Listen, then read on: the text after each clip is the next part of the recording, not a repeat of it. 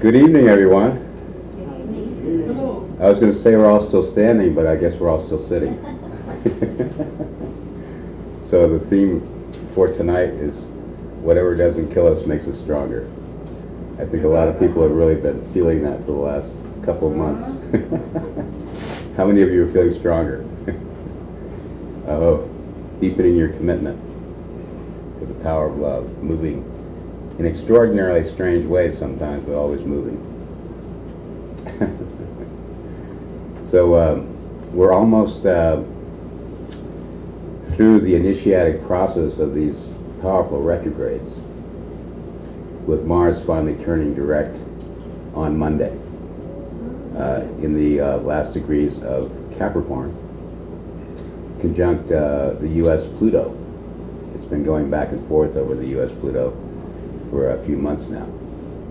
So if we haven't noticed, the power elite, or the right use of power, has been a real central issue, particularly emphasized and dramatically demonstrated through our politics of the moment. Now, the larger events that grab social attention are merely a mirror of inner processes that are going on within our own individual lives. So sometimes we have to be shown exactly what not to do before the true way of being in the right use of power reveals itself, so that we understand the nature of the choices we make in seeking to achieve our highest potential. Capricorn is always about achieving your highest potential in terms of your standing in the world, the medicine you carry, and how you make a contribution to the world around you and leave it a better place than you found it, leaving your legacy. So if wherever Capricorn or Saturn is located in your chart will suggest the medicine you carry in the way in which you give back to the world around you and establish yourself as a mature adult soul, contributing your talents, your gifts, and your love. So Mars has been straddling the cusp of Capricorn and Aquarius, went forward into Aquarius, went retrograde, and then went back, is now currently back in Capricorn, and will re-enter Aquarius on September 10th. The cusp of Capricorn Aquarius is the transition to a more enlightened tomorrow Aquarius, once a particular social cultural spell has realized its full potential. Revolutionary energies begin to challenge the status quo through genius, inventiveness, and creativity that offer humanity an opportunity to evolve to the next wave of consciousness. So Mars, having straddling that cusp, suggests to me that we are really being shown the culmination of very old patriarchal patterns that have established and are mirrored now in our present civilizations worldwide, that are reaching a pinnacle of achievement, Capricorn, and are now needing to be challenged in taking the next step to a more enlightened, conscious, and cooperative future. That's the Mars crossing back and forth over the Capricorn Aquarius cusp. So many of you already have committed to breaking away from the dominant cultural spell and making your contribution on a conscious and intelligent level, using your creative genius to offer a new way of being with oneself and with the world around you. And yet, if we run forward too quickly into Aquarius without having mastered Capricorn, we're not interfacing with the dominant culture in a way in which we can make that contribution in an effective manner. So what this is suggesting, the fact that Mars retrograded back into Capricorn, is saying, well, I need to master the current state of the cultural matrix, weave myself within it, so that I can make a contribution to the genius that I carry. without losing my bearings and not being able to reach the people on the everyday level of their material lives. So this suggests that many have gone back to school, have reviewed their relationship to the dominant status quo, the social culture that we're a part of, and realize that we need to master the art of what we call nowadays business in order to be able to effectively make the contribution we're seeking to make. Now Aquarius, in my experience, because of the high frequency it carries, particularly related to crystalline energy, I associate it with the consciousness of Atlantis. I'm not a particularly New Age person, but the Atlantean Lemurian dance is very real for me. Anyone else really tuned into the Atlantean Lemurian dance? Yeah. And the Piscean wave is the Lemurian wave.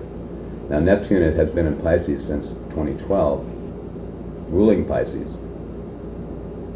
So the Lemurian portal has been opening wider and deeper on a more profound level to offer the Atlantean wave an opportunity to find the heart of God. The Atlantean wave is about the mind of God, the high intelligence and creative genius of crystalline energy. Every power can be used or abused. So the Atlantean, particularly many of us who have been Atlantean, have been very drawn to the West Coast here, particularly California and Hawaii, because of its emphasis on the Lemurian heart wave, to find that balance. Anyone identify with being Atlantean? Yeah. So the Lemurian frequency of California, and particularly Hawaii, are a golden opportunity to find the bridge between the high mind and the high heart. Now, since Mars has been in Aquarius, going retrograde, there's been almost like a time slip where people have been, I've had people tell me that they are actually visiting parallel timelines. We can call them previous incarnations, if you like, in which they participated in a highly advanced technological society and then possibly abused that power. So as we advance through the Aquarian life wave frequency, we then become aware of the right use of that high crystalline energy and the mind of God. I know a number of spiritual paths consider the mind, maybe the enemy is a little too strong a word, but they don't particularly like the mind, to get rid of the mind, stop the mind. I don't particularly go along with that completely, because in my understanding we have the little mind and the big mind. Little mind can be like the dog trying to run after the cat, you know, and you've got to put it on the leash and keep it on a tight rein sometimes. But the high mind is connected to the intelligence and genius of that love pouring out from the source. It's the intelligence of love, because love is not just an overwhelming emotional connection from the heart, but it's also highly intelligent. And when you break through to the higher domains, you actually break through to a level of clarity, Aquarius, where you have insight in how everything is connected, but on a conscious level. You don't just feel the connection, you actually become conscious of how that's true. And that's the high mind, Aquarian mind. And in that high mind realm of Aquarius, opportunities are presented, which we call genius, of new ways to invent the whole new ways of being that bring us together on a higher level. The fact is that we're already one. I don't seek unity. We're already one. But as you awaken, you become aware of how that's true. Those things or people or ways of being that seem to be completely at odds with one another and contradicting one another, at the third point you realize that they're both part of the same polarity dance, and how they're connected and how they resolve themselves to a new level of insight. So those of us who are very connected to the level of insight and offering others insight through the conscious mind are very tuned into that Atlantean wave. those of us who are very heart-centered and are just want to just give everyone a hug and support someone, give them a back massage, or just tell them that they're loved. That's the Lemurian way. So some of us are very strongly Lemurians, others are Atlantean. So this Mars in Aquarius period has been an opportunity to step back into the awareness of how the Atlantean culture, even though it was highly advanced, may have abused the crystalline energy and triggered elemental forces that they could not control. Now the planet that rules Aquarius is who? Who rules Aquarius? Uranus. We got some astrologers here. Cool. And as many of you know, Uranus has just changed sign into Taurus. So Mars has been looking to his Uranus and Taurus as his guide, and Uranus and Taurus is directly connected to the awakening of the elemental kingdoms. Taurus, the Earth herself, her consciousness. That's why the fires are going. Yeah, and so there's a real, there's almost like an accelerated teaching here of a reboot, a reenactment of what may have occurred during the fall of Atlantis or the fall of Lemuria, and the elemental forces saying, well, we want to display. And they are not evil or good or evil by their nature. They're just very powerful forces that rearrange entire continents. So in our establishing conscious relationship to them, letting them know we love them, we're here to work in harmony with them. We remind them that we humans have an interest in making these transitions to a more conscious way of being in a constructive manner, so they don't need to overwhelm us with the changes that occur and freak us out a little bit. I thought that was waking us up. Yeah, it does. You can wake up, the hard way or the easy way, and either way, you'll wake up. So, and on top of all that, Mars in Aquarius has been squaring. So he was squaring Uranus, his guide throughout the process. So, and Mars is in Aquarius, reminding Uranus of what the Aquarian energy feels like. So it's a very strange combination here of not quite knowing where to find solid ground. But as Mars now begins to turn direct, it being in Capricorn for the last couple of weeks, we are beginning to find some solid ground and understand what we deem important to achieve, because whenever you're dealing with Capricorn, you're dealing with the integrity of your being. So the way in which you achieve in this particular social matrix in alignment with your own integrity has been an issue for many. I mean, you can fall prey to the dominant sorcery of our social expectations and be deemed successful. Be rewarded by many people who would deem you highly achieved, person of high achievement, of high success, but suffering in your internal integrity, knowing the truth of your being is not being acknowledged. So that we're seeing that really played out on the political level with many who we had voted to represent us with integrity, choosing to protect their position of achievement rather than telling the truth from the integrity of their being, regardless of the consequences.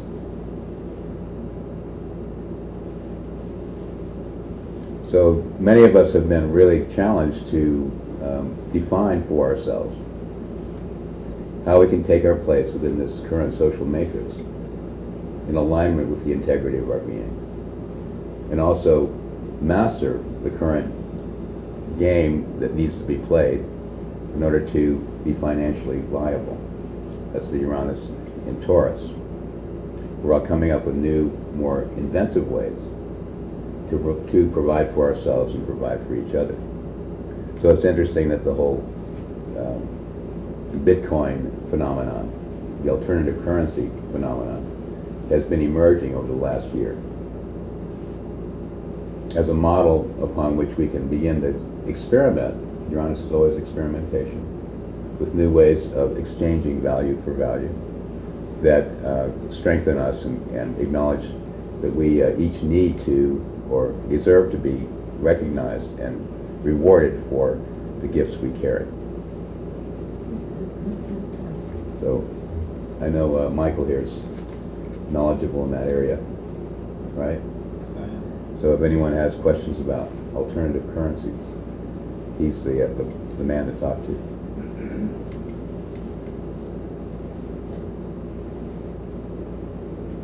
So in my last talk, we talked quite a bit about lion medicine. And as Sophia knows, after my last talk, we went up to the mountain, and much of what I said, word for word, actually happened. Like right after the talk on the mountain, there was a brother there who was fighting to keep a fire alive and literally yelling in a loud voice praises to Inanna, and everyone else was freaked out about the fire, and he was saying, "You can't put my fire out." You know, it was just a total lion medicine demonstration of our really needing to speak the truth of our being without trying to overwhelm or dominate others. Was anyone else there besides Sophia? I think No. Brian had come. Yeah. Chai Shop was there too, trying to Right. use that. So that was, and Mercury has now gone direct, as you all know, and we'll make one last pass over the Lion's Gate, forming a yod to Neptune and Pluto, right on the full moon. Mercury will be conjunct the Lion's Gate on Sunday. Well, basically all day, and then by Wednesday the 29th we'll in conjunct Pluto. So basically the yod, you can take 3 days either side of that. So we're now entering the yod through basically next week.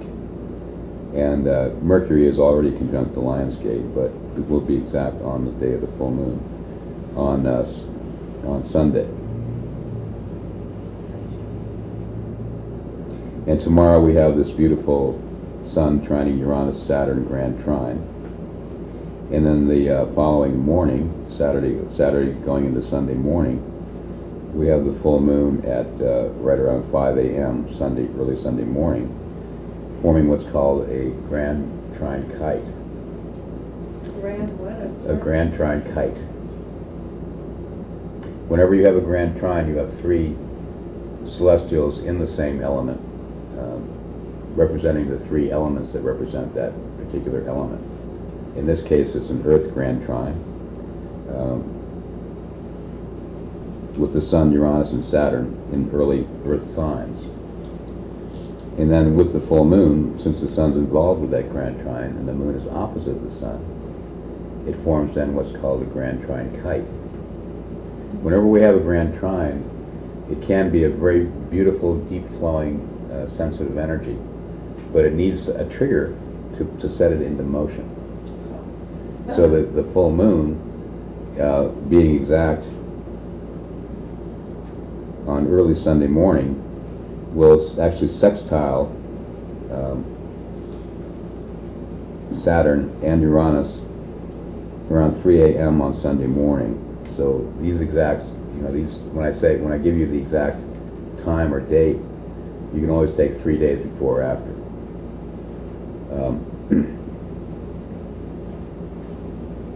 And this full moon in Pisces, the reason I was talking about the Atlantean-Lemurian balance between those two energetic states of being, is that this full moon in Pisces is a Lemurian portal. Very powerful one, because it's the kite position. It's in the kite position of the grand trine. The celestial in the kite position releases all the potential creative power of the grand trine as new opportunities to do something with tremendous latent creative power of the grand trine in Earth. which is an Earth grand trine is a trine of manifestation, of really manifesting what we feel, what we think, what we desire into tangible form. So the full moon in Pisces, which and at 4 degrees of Pisces, she's conjunct the royal star Fomalhaut. There are four royal stars. Fomalhaut is the high priestess. She's the one who's connected to the source herself, the portal for the highest frequency of love pouring out from the source. And the full moon with the sun opposite Fomalhaut will be emphasizing that polarity. So this will be around 3 in the morning, and as the moon reaches opposition around 5 in the morning, that whole Sunday morning period is a profoundly magical time for us to awaken to angelic realms that are offering us great opportunity to become consciously connected more deeply and profoundly than we've ever known before to the nature of love pouring out from the source itself. So that once we're connected to those high frequencies, the angelic realms, we can enlist their aid, their support, in manifesting the grand trine on Earth, which is the new wave with Saturn and Uranus being connected to that trine. This is the bridge from the old to the new. To make that transition in a conscious, effective, successful, and strategic manner, so that we can take our place as these new ways of being begin to present themselves, guided by higher forces in a conscious and purposeful way. When we all have angels that are assigned to us from day one, whether we know it or not. But once we become conscious of their presence, then we can make a choice to call them in, to give them more of an open door within our own lives, to participate consciously with our contribution, the contribution we seek to make, and through that higher conscious guidance, offer new opportunities to awaken more successfully. I know Sophia's already there, but many of us kind of struggle with the awareness of the presence of these angelic forces in the depths of our present challenge, and particularly looking at what's going on in the Congress or Presidency of the United States, saying, okay, where's God in this? You know, how can this possibly be guided? Where's the gift in it? Does anyone have a struggle with that? Well, there are always opportunities being presented. Sometimes what appears to be a really wrong turn of the road, as you advance into a more conscious state of being, you realize there was a gift inherent within it. There was a very important phase of your learning what not to do. Many times, you know, we choose parents to demonstrate to us what not to do in such a dramatic fashion that because we feel the consequence of that way of being, we are then, you know, prevented from ever following into that same pattern ourselves. And that's a great gift. Okay. So how many of you had people who've really been good at showing you what not to do? Well, acknowledge them as your teachers and be thankful that you had an opportunity to experience the impact of that way of being, so you would never be tempted in falling into that same trap yourself. That's called a Heyoka teaching. So we got lots of Heyoka teachers, including Donald Trump. So whether he knows it or not. Any questions or comments about the Lemurian Atlantean energy exchange? Anybody want to add anything to that? Go ahead. Is there a way, did you look at somebody's chart and see if they're Lemurian or Atlantean? Are there certain things you would look for? You know, like what their moon is, or? Well, I would look to see the Aquarian and Piscean emphasis, or particularly Neptune or Uranus, and that might give some suggestion. but it's basically, you can tell the difference. Yeah, by whether the person's really high mental frequency or just open-hearted. And most people are not just one or the other. They're pretty much they may have one predominant frequency over the other, but all of us are a mix. Yeah. I was going to ask about this. It's a burning question I've had all week. I had an experience around seeing an association to both those cultures. Mm-hmm. And I don't quite understand what really was the relationship.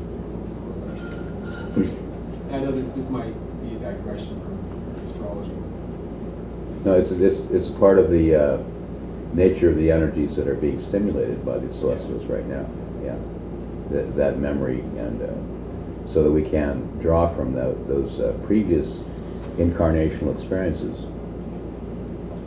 Remember what worked and what didn't work, and then really pick up almost where we left off. So you're asking. I guess I'm asking.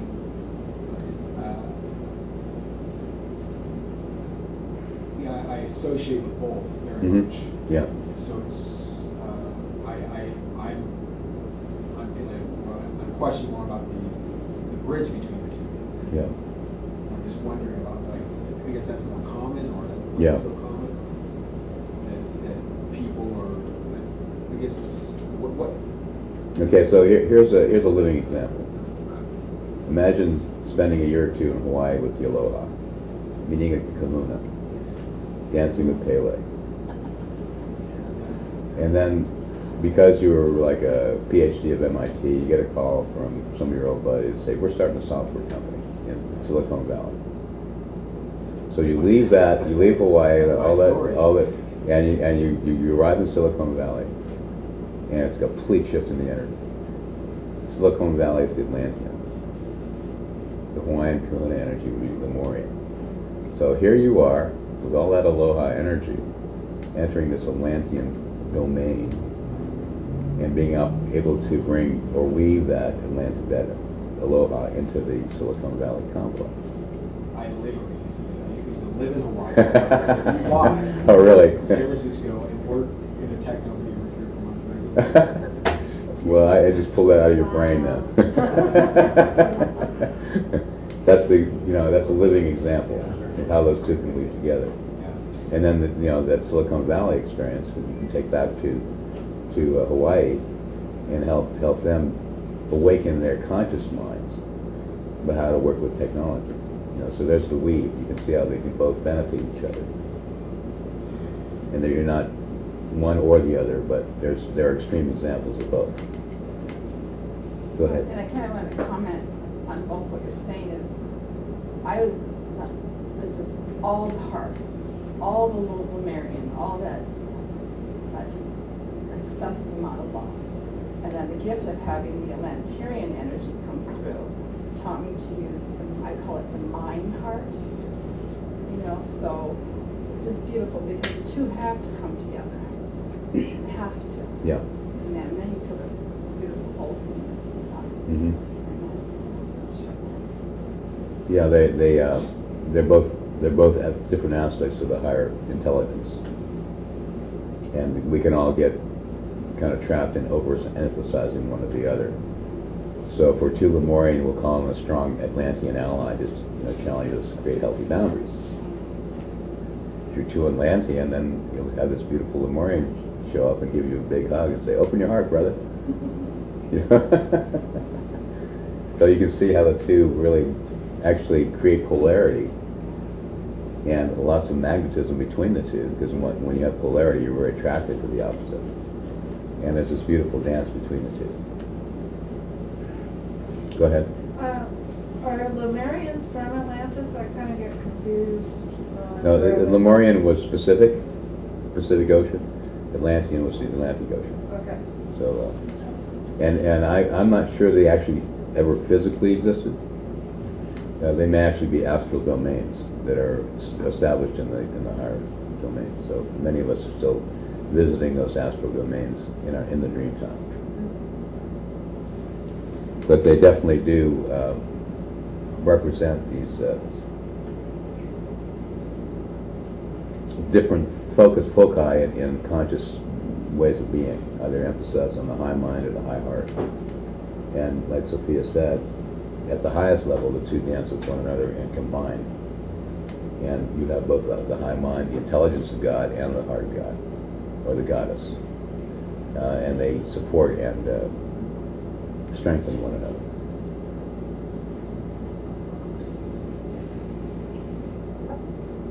There's a Lemurian city over San Francisco Okay? in the astral plane.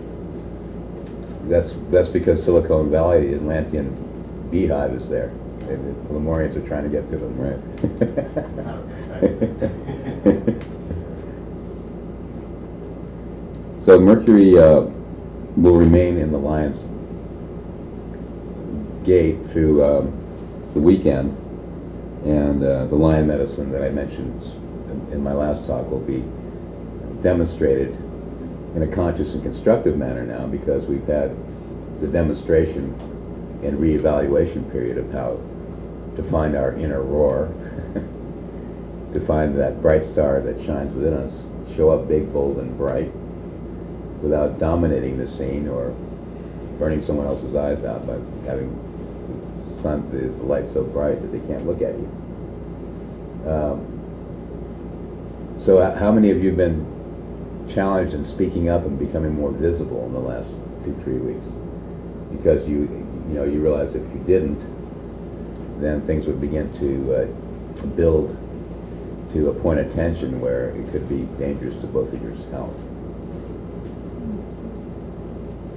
So when we're looking to master or embrace a particular quality of being, we will call in those that really help us or demand from us that we step into that particular way of being or medicine and bring it into the light of day. And with Leo, you are the sun. You're the brightest light in the room. Mercury in Leo suggesting that you need to show up and shine brightly and speak, communicate from the brightness of your being, and become highly visible to others. I know many here are hermits by nature and don't particularly like being seen. But Mercury in Leo is saying if you don't have the courage to come forward and become visible, you can't blame others for not knowing who you are. That bright star inside you, when you have the courage to reveal it, shows others who you are without question. The key with Mercury in Leo being in the sign of its fall, its most difficult position, is in showing up big, bold, and bright in a non-committed way, where you're not concerned about the reaction you receive from others. But it's a declarative act of power in your revealing yourself, so that others around you now know who you are and where you stand. And from that point onward, you just let go and allow others plenty of space or room to decide how they're going to react or engage with who you are revealed at that moment. Because the shadow side of Mercury in Leo is being the king or queen who expects to be acknowledged and listened to, understood, and and those she's communicating with follow through on what she demands, and then being disappointed in not having the expectations not met. That's why with the more conscious side of Mercury in Leo is really communicating who you are without any investment or expectation for a response. Because once you become visible, you've done your part. Then you just leave it to the other person to have plenty of space to decide how their own heart moves in that space and respond from their bright star. So they have an opportunity also to reveal themselves. So Mercury will remain in Leo until September 9th. No, let's see. September 5th. and then he will enter his own sign. And the sun is already in Virgo. And then Saturn will go direct on September 6th. Mercury leaves the shadow of this most recent retrograde on September 1st, so we really start feeling forward momentum with our understanding, our capacity to communicate clearly and effectively starting in September. Numerologically, September is always a power month. It repeats the year number that you're currently experiencing. In other words, I'm in my 4-year numerologically, personal year, and September will be my 4-month. So whatever year you're in, the month will be the same as the year number you're in. And that suggests that the consolidation of all we've learned in the month of September. And with Mars just having gone direct by beginning of September, we're all going to start feeling like we're finally beginning to gain some clarity about the way forward.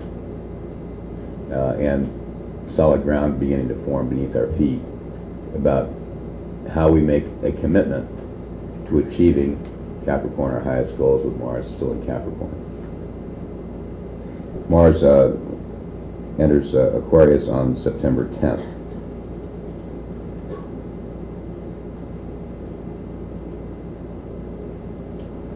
And then he will make his final square to Uranus on September 18th.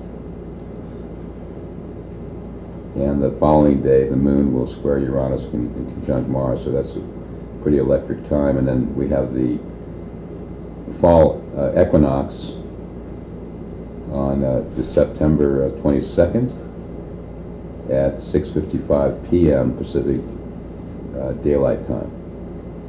And the day before, on the 21st, Mercury enters Libra. Sun enters Libra on the 22nd, Mercury the day before.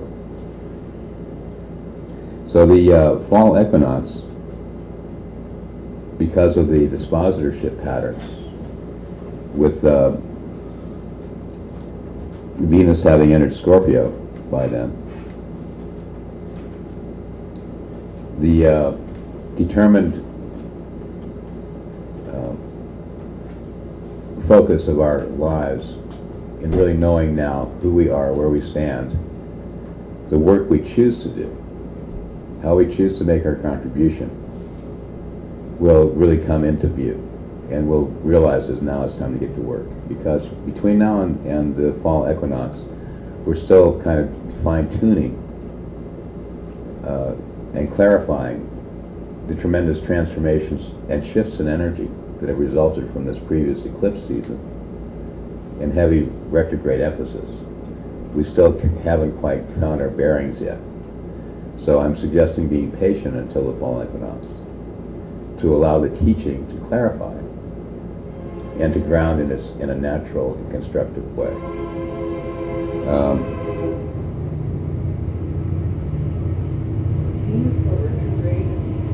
Yeah, and thanks for getting ahead of me. I was just going to say that. You're tuned in. Venus will go retrograde in October in Scorpio.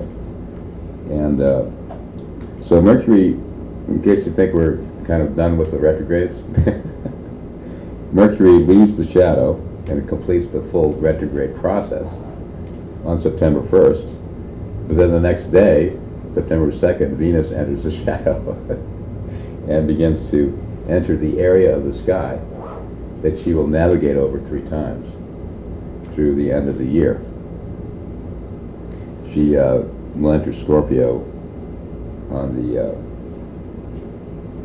9th of September, on the day of the new moon in Virgo. So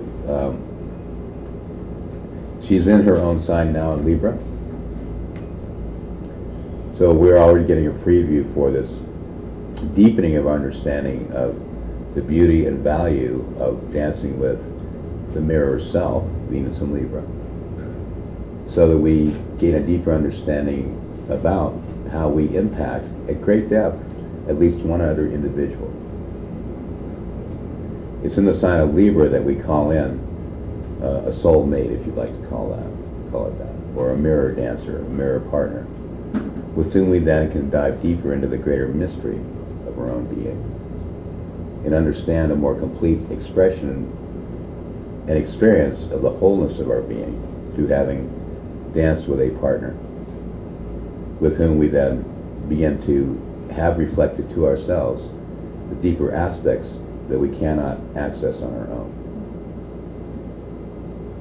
And since she'll be transiting over this Libra Scorpio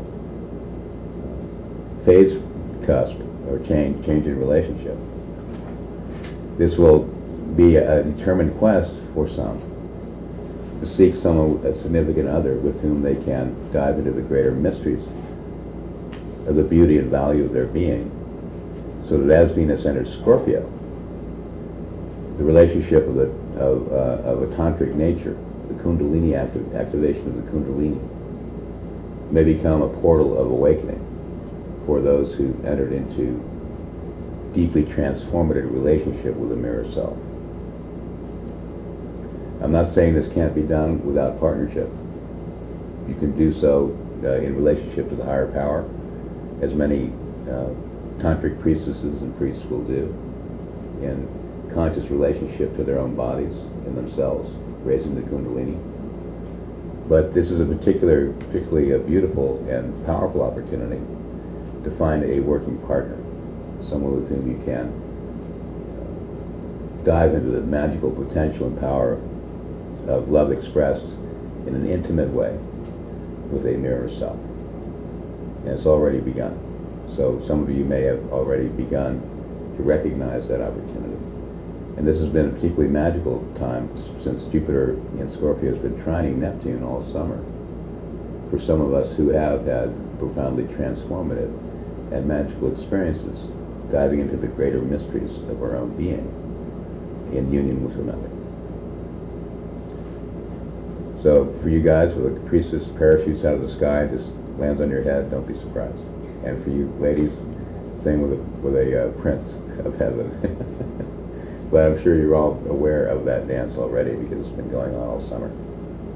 And sometimes we're really challenged to step into our own power, to complete ourselves in a way in which we are so deeply in love with ourselves that we have no need of a partner to complete us before a true partner then shows up. And then it's a dance of celebration.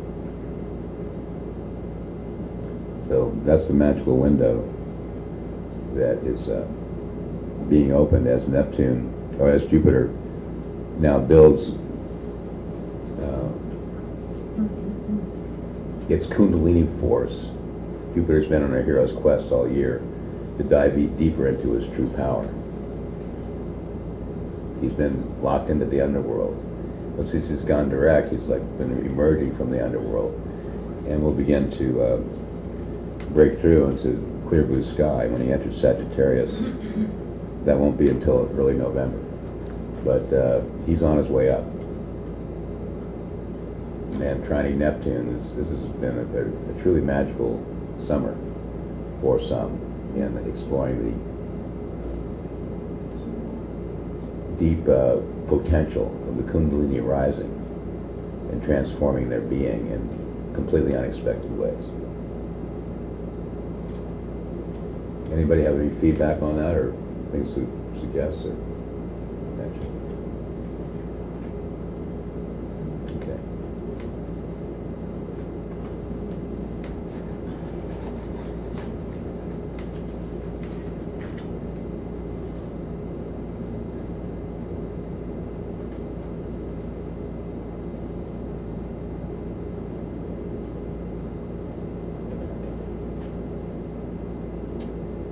And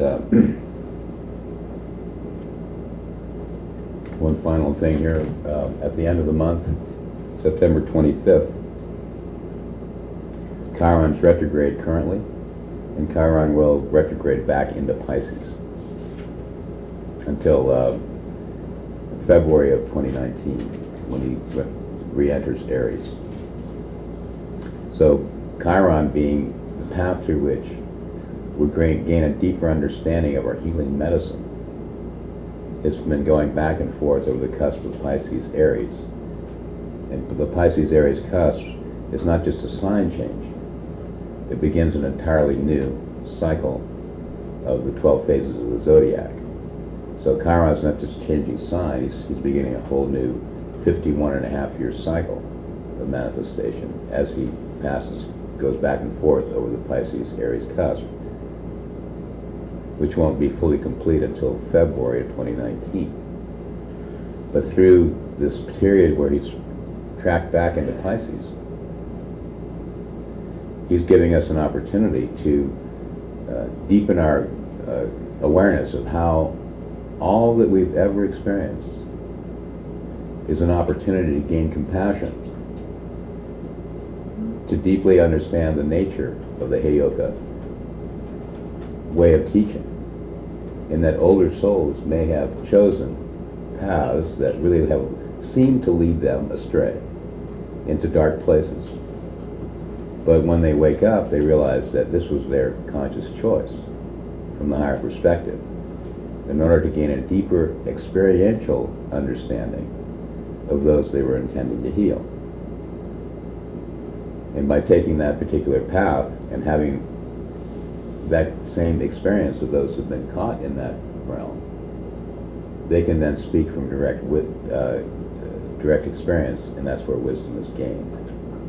So Chiron going back into Pisces is saying, okay, look at all the areas in your life that you really thought you were blowing it, completely blowing it, and there was no guidance there. You completely stepped off the path. You lost your spiritual center. And then take another look at the gifts you received from those experiences and how deeply compassionate you are for those other souls trapped in that same experience that you would never have had unless you shared their experience with them.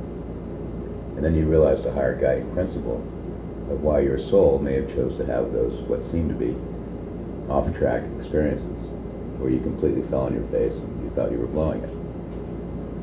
I tell you, I've seen some very high souls just do some really stupid things just to remind themselves that they're just as human as anyone else.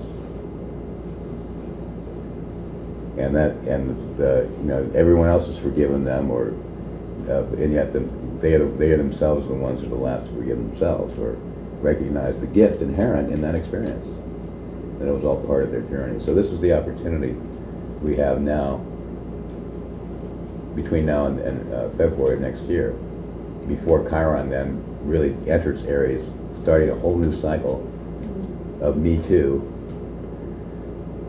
for the next 50 years, reclaiming what in the 70s they called the Me Generation, of claiming our right to be, and to be authentic, and to pursue what we want without any excuse or explanation to others in a healthy and constructive manner.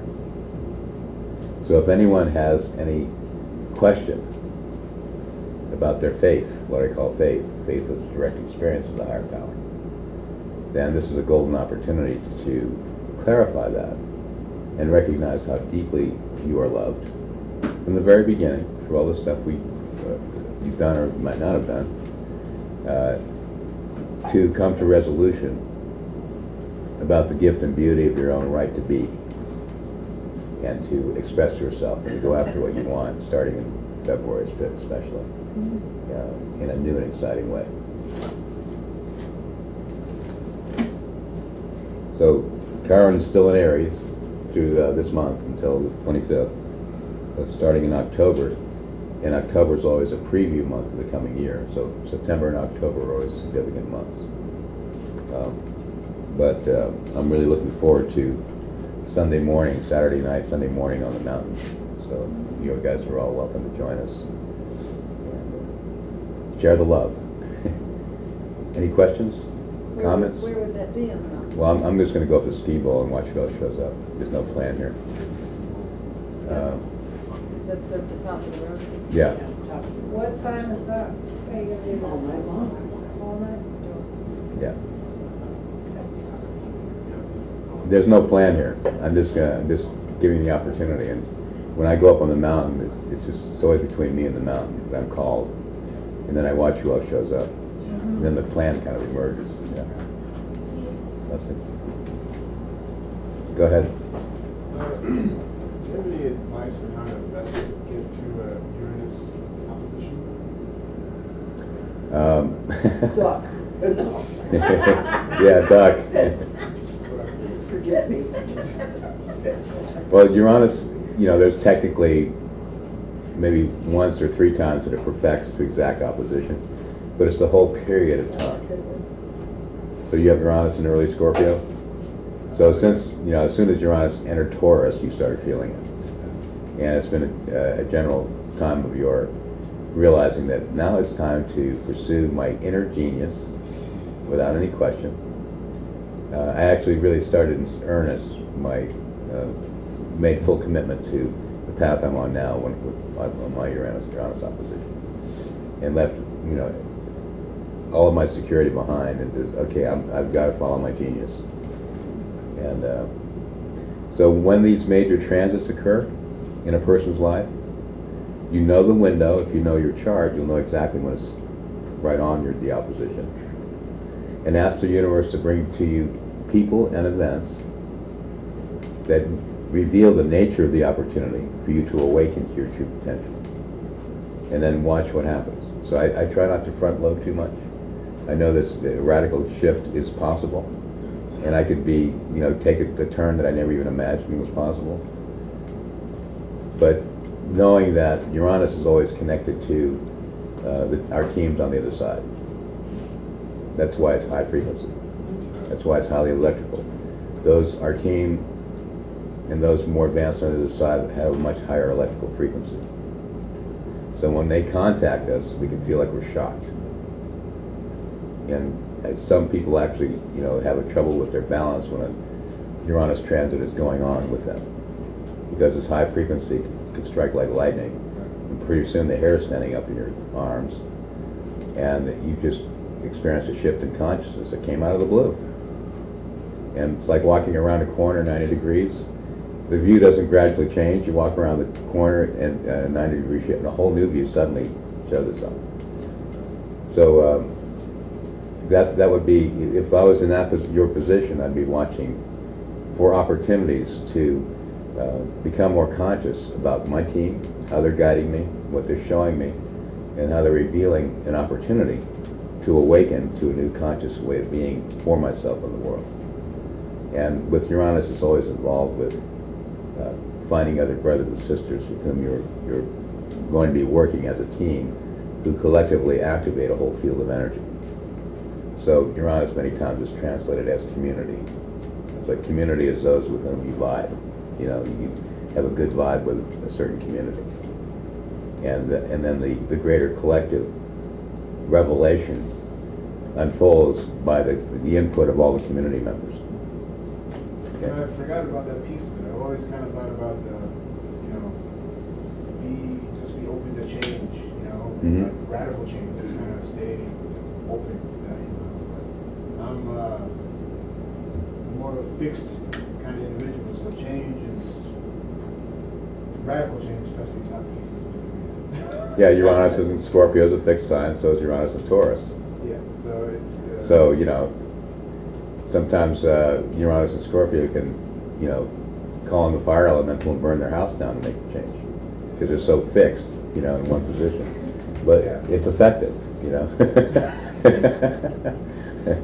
But with Uranus and Taurus, it's saying, wow, brother, you don't need to create a drama, a cataclysm to yank you out of your stuck position. I'd rather not. It actually could be an opportunity of love that is presented to you, that opens your heart in such a profound way that you wind up moving to India because your soulmate lives in India. It's a heart invitation. That can be really beautiful and surprising to you because the change occurred in such a beautiful way. Oh, really?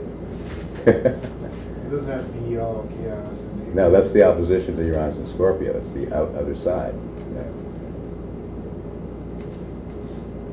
So, yeah, but just be alert to, and particularly when other celestials get involved, with that opposition,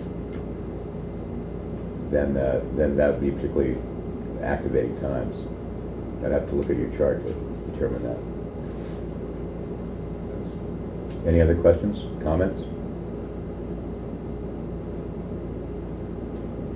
We spoke about everybody's angels, and that was the vision I had on the mountain last week. Everybody's angels? Everybody's angels. You saw everybody's angels on the mountain last week? Last week. It's funny you mentioned that. Well, you know, brother, I've fired my guides many times, but I tried to fire my angels and they said, sorry, you can't do that. So, yeah, everyone has their angels there. Whether we're aware of it or not. But thank you, brother. That's beautiful. Okay, well, anyone else?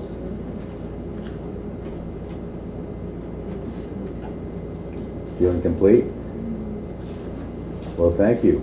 Hope to see you on the mountain. Yeah.